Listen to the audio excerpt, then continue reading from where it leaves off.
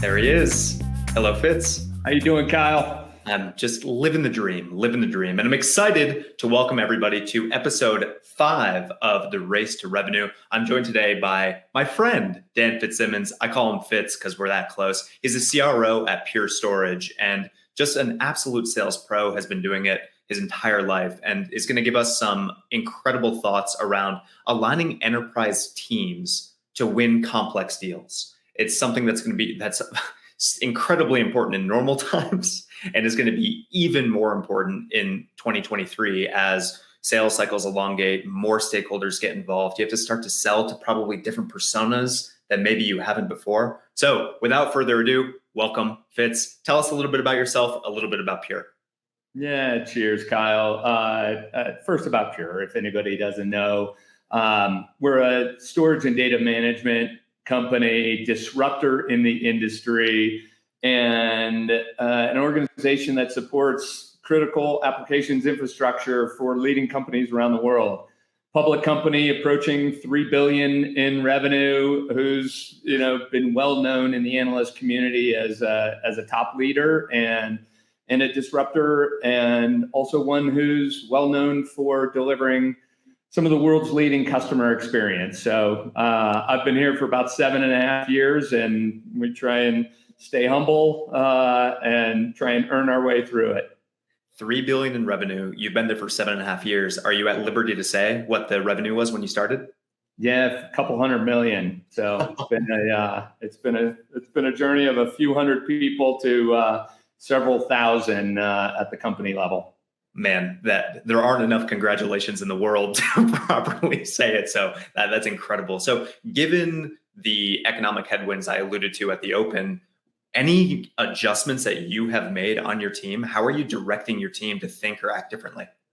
Yeah, well, first, and I mentioned the word disruptor, and by that I mean our daily plight, and has been for years, is to disrupt large incumbent relationships and take market share. And as a result of that, it is always our place to be paranoid, not delusional, even if we're proud of who we are and what we've been able to accomplish.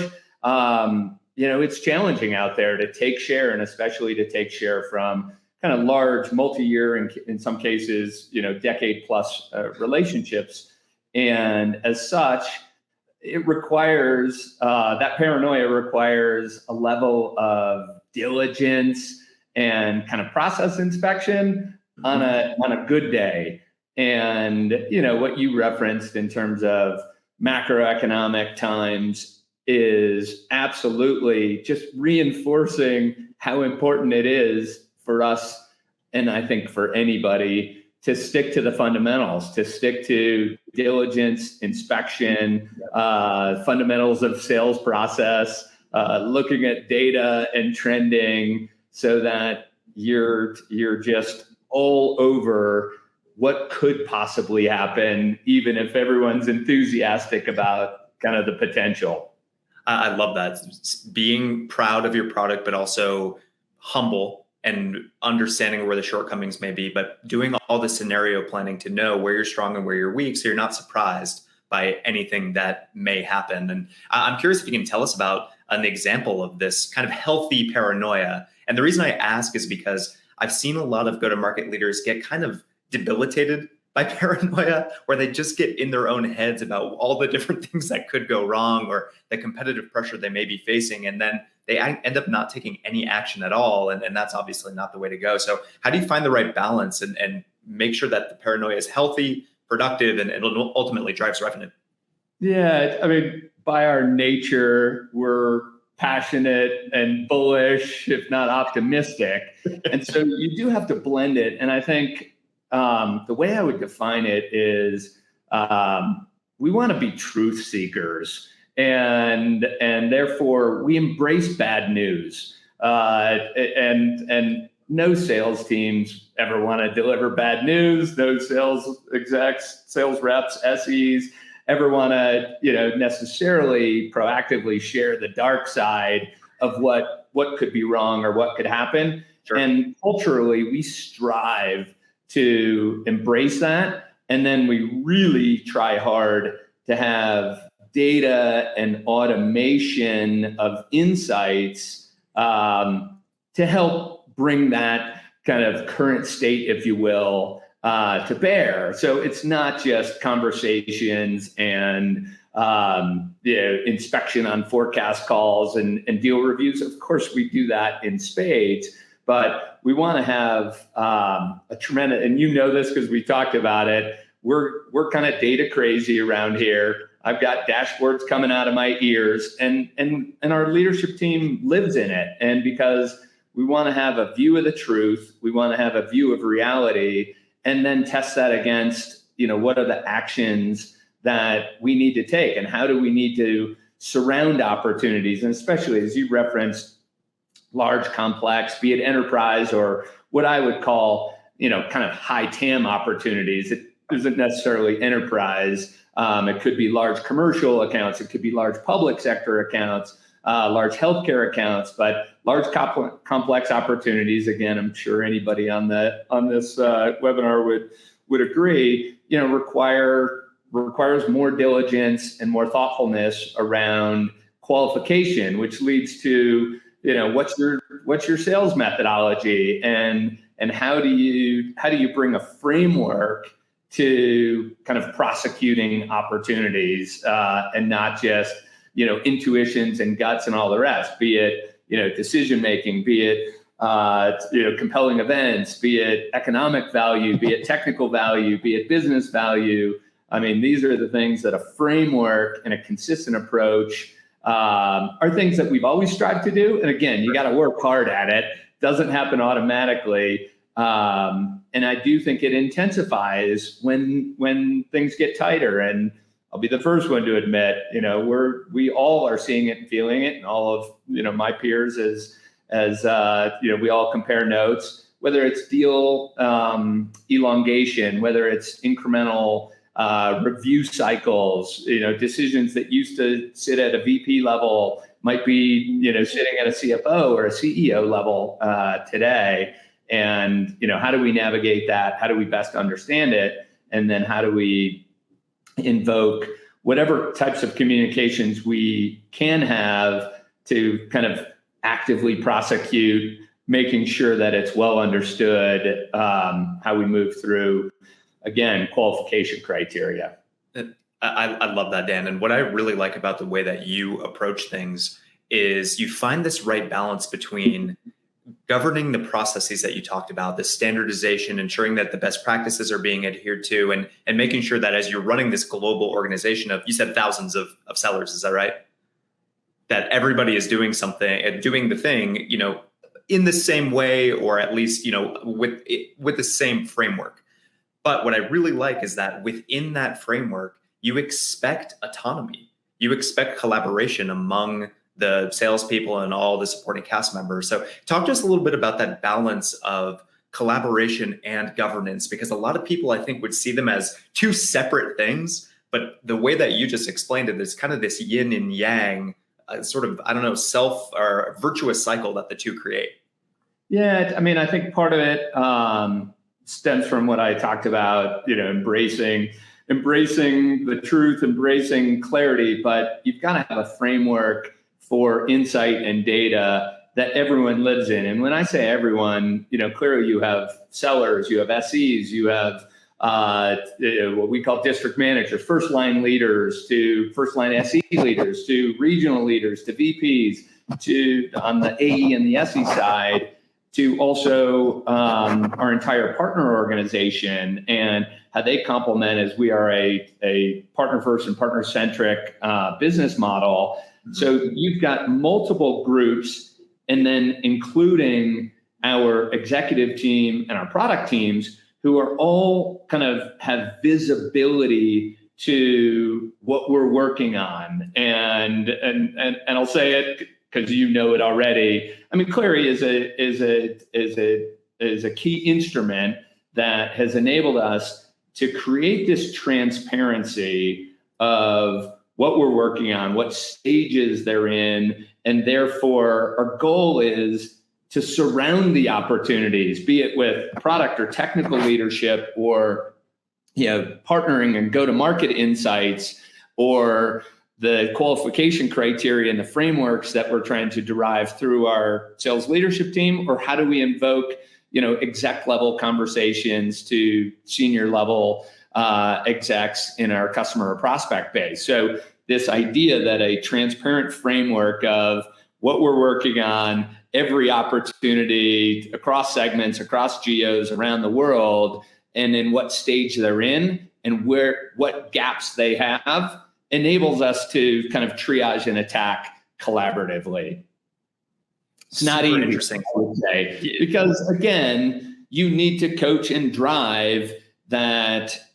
Without accuracy, that kind of foundation breaks down. And so that's another aspect that is kind of a tireless pursuit, that the day you relax on it, it ebbs the wrong direction. But I'm a huge advocate, and we are huge advocates for kind of interrogating and inspecting and coaching and reviewing kind of every opportunity so that it's accurately depicted. Again, that goes back to that culture of embracing reality, embracing truth, being comfortable with bad news, if that's the case, and so we can attack it. I love this. And so you have the capability of the transparency and the visibility into every single deal at every single stage. And it sounds like you have this framework that gives sellers some sort of actions to take when they hit any sort of scenario. And so what we're talking about today is the art of navigating complex deals. And it sounds like you embrace the complexity. And what you're doing with the visibility across all these global deals that your team is running is you're pattern matching to find where are the areas of complexity that are coming up over and over again, and how do we engage the SEs or the SDRs or our professional services team or our partner network or whoever it may be to address a certain type of complexity in a repeatable way. Is that a fair framing? Yeah, it framed perfectly. What I would add is also, and again, some of this because we've talked about it. We also look at our business in aggregate, through the lens of trending. You and I have talked about math, where whether it's AI math, whether it's any kind of math we derive. We're kind of math nuts over here as well. And so while what we've been talking about is pretty opportunity centric, sure, and how do we bring the cavalry around opportunities, visibility, and triage and so forth, at the same time, we overlay all of that with a tremendous amount of math analysis, trending analysis, and think about forward-looking indicators like pipeline and pipeline growth, and breaking everything we do. We break down all the way from globally at my level to theaters, to Americas, EMEA, Asia, to subregions, to segments, enterprise, commercial, public sector, all the way down to the territory level. And so while we will always be in the world of prosecuting opportunities, and especially larger ones and complex ones, we're also equally as evangelical around what does the math tell us, what does the trending tell us, and what's the health overall. And again, stuff a little bit of mom and apple pie, but you think about coverage, you think about coverage math, and do you have enough there to navigate the risk of blank happens, right? And what if this happens, and how do you backfill it, and so forth. So we create a lot of dashboarding, automation, and visibility in real time to be able to kind of counterbalance the opportunity view with the kind of the math views, if you will. It makes perfect sense. And you've mentioned this before, this orientation that you have as a leader around data, I imagine it cascades to all the different leaders that you have and all the different functional folks that you have collaborating with you to help build this modeling and help these strategic decisions that you're making. And so if we go even further up the funnel, before we're even talking about pipeline coverage or we're talking about opportunity creation, and let's talk more about go-to-market strategy, Fitz. Any changes that you've made for geo targeting or segment targeting, new verticals that you're looking into or pulling back from? Has the macro environment changed any of that kind of targeting for you? Yeah, it might be a little counter to what some of the news that's out there, but for us, and it's reflective of again, humbly, some of the success we've had. We're in invest mode, so we're actually investing to hire a significant amount of incremental sales horsepower, and again, the hypothesis behind that is first and foremost. We play in a very large market, depending on how you look at it, 30, 40, $50 billion market we're playing in. We still have plenty of share gain to achieve that's available to us.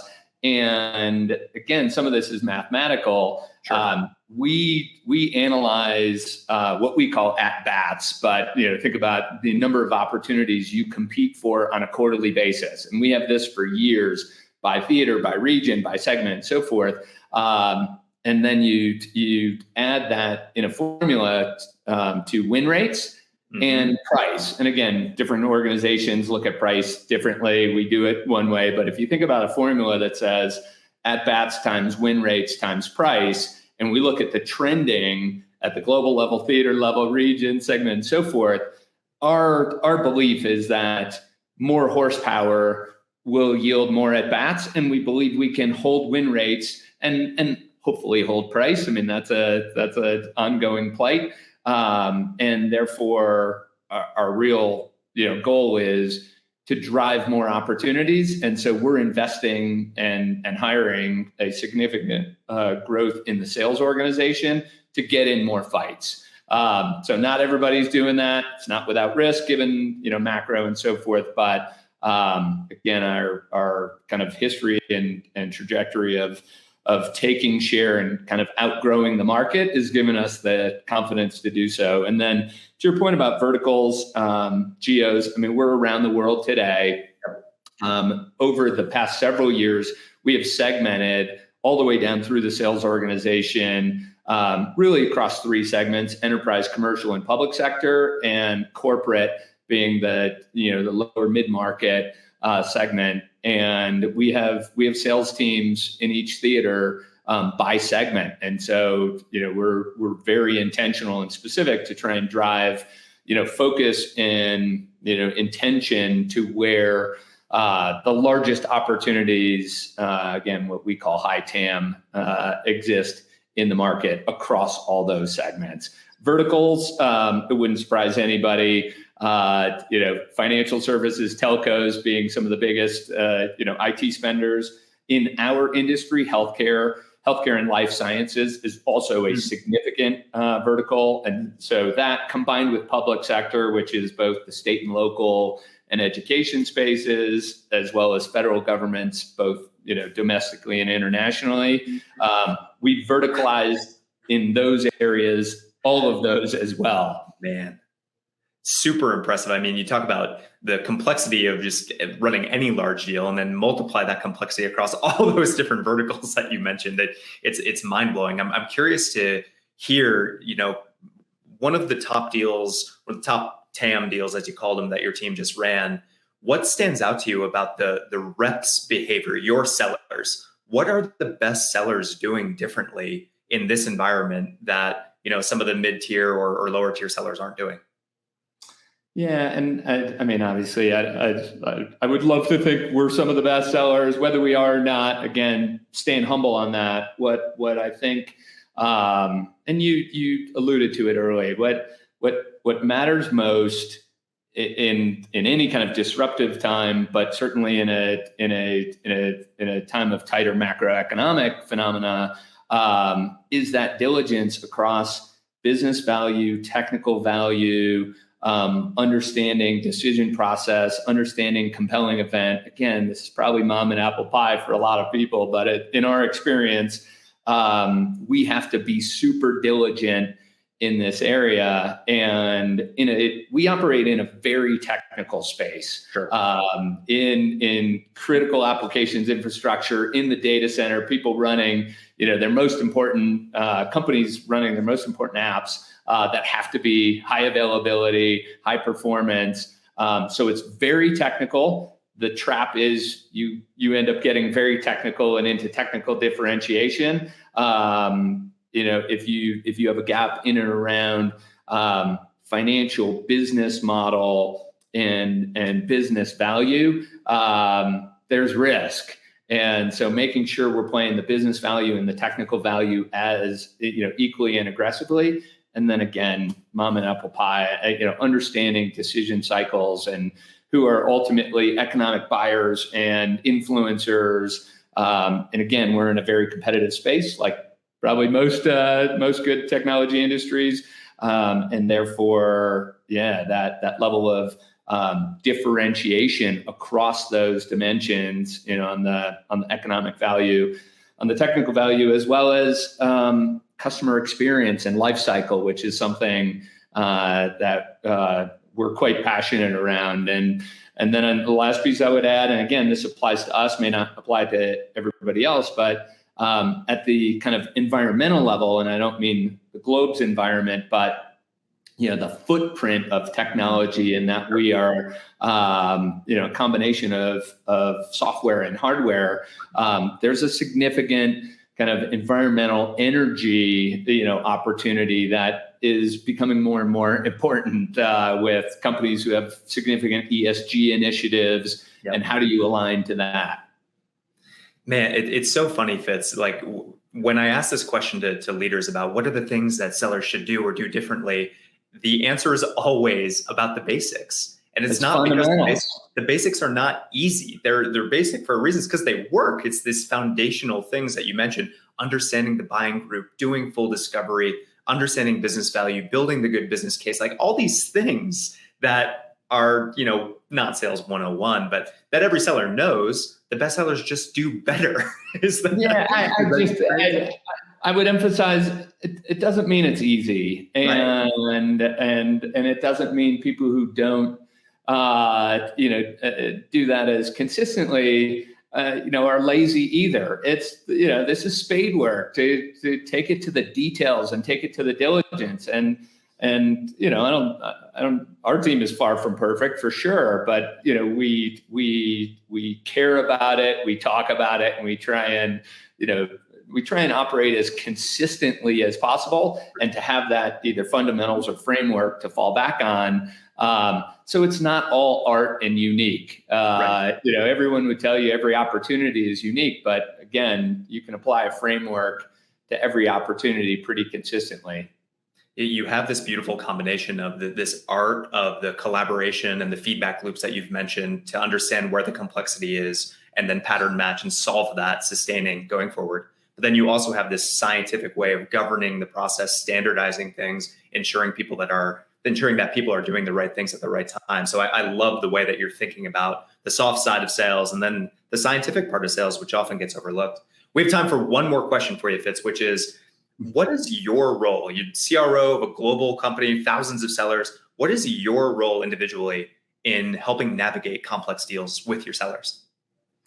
Yeah, first and foremost, it's to try and ensure that we are doing what we just talked about, kind of applying consistency and framework and cross-functional collaboration. So at some level, I'm a coach and guide and an inspector to try and ensure we're consistent.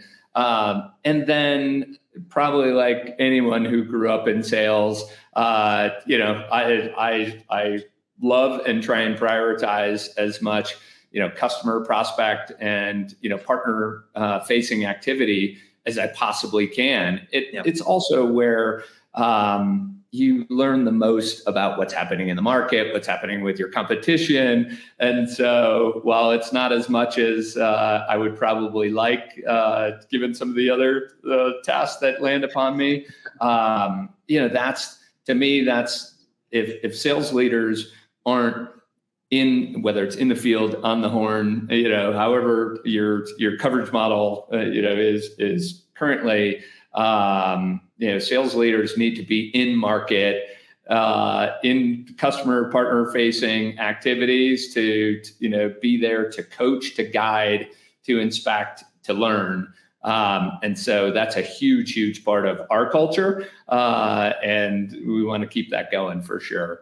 Love that. Leading from the front, getting in the trenches, getting your hands dirty. It's the most fun we have, and we don't get to do it enough because of everything else we got going on. So thank you, Fitz, for the time. If people want to learn more about you or learn more about Pure Storage, aside from finding you in Steamboat Springs and catching you on the mountain, how can they learn more about you? How can they learn more about Pure Storage? Yeah, certainly you can hit me on LinkedIn. You can find me on Twitter occasionally, and I'm happy to interact socially and or expand my own network. Surely we are still lifelong learners, and I've got some pride in what we've been able to accomplish. We still have plenty to do, plenty to learn, plenty to evolve and adapt to. So, bring it. Best of luck in 2023, my friend. Thank you so much for all the wisdom today. Really, really appreciate it. And that is a wrap for this episode of the Race to Revenue. Dan FitzSimons, CRO at Pure Storage. Thank you very much, my friend. Have a great 2023. Kyle, cheers. Thank you. And thank you for what you and Clari do for us. It's a meaningful part of our process and how we run revenue. So we look forward to continuing to work together on that side. Happy New Year, brother. Bye now.